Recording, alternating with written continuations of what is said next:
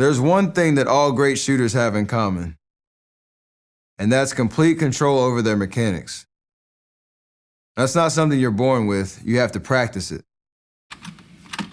Being great in competition means relentlessly focusing on the small things. In this class, I'm going to show you my mechanics and how I structure the work that I do. You have to get in the gym and put a ball in your hands and work on your mechanics every single day. If you can commit to doing that, you can be as great as you want to be. That was my walk.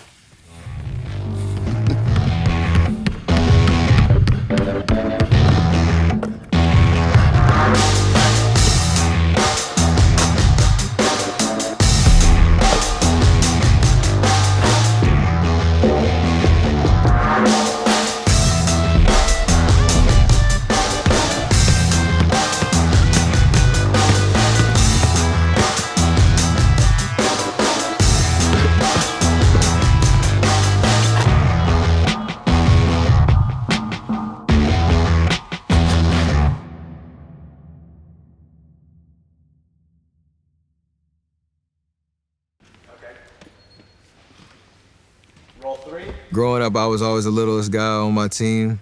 Even now, I think I still am. And so when I speak to those undersized guys that are trying to find how they can make an impact on the team, how they can be vocal leaders, you can't lead by example. You can be the hardest working guy on the team. The first one in, last one out type of mentality.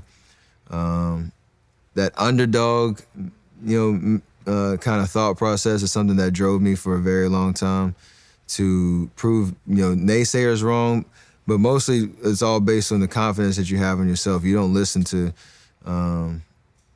what anybody says you can't do because you know that you can. It might be tough. It might be, you might have to overcome a lot more than the next guy next to you, but that's what makes it all worth it.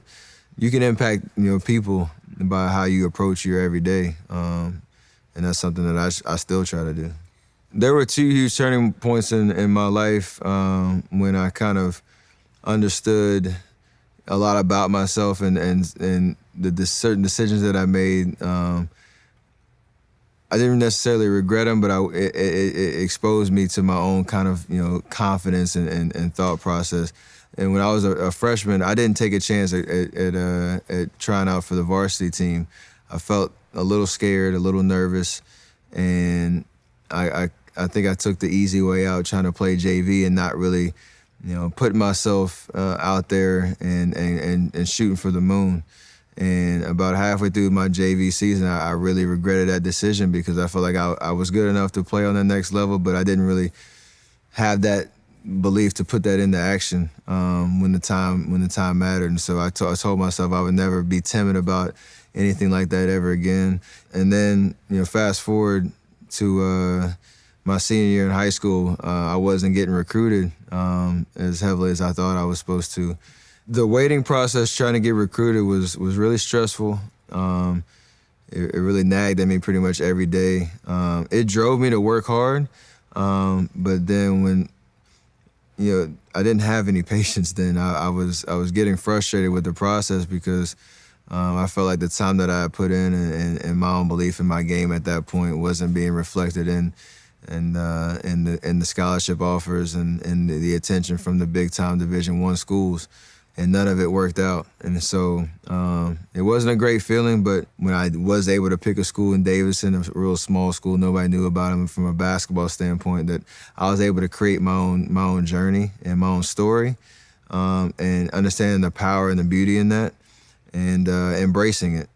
It taught me patience. It taught me to appreciate the opportunity you have and that everything happens for a reason, and to embrace whatever your story is, and the rest is history.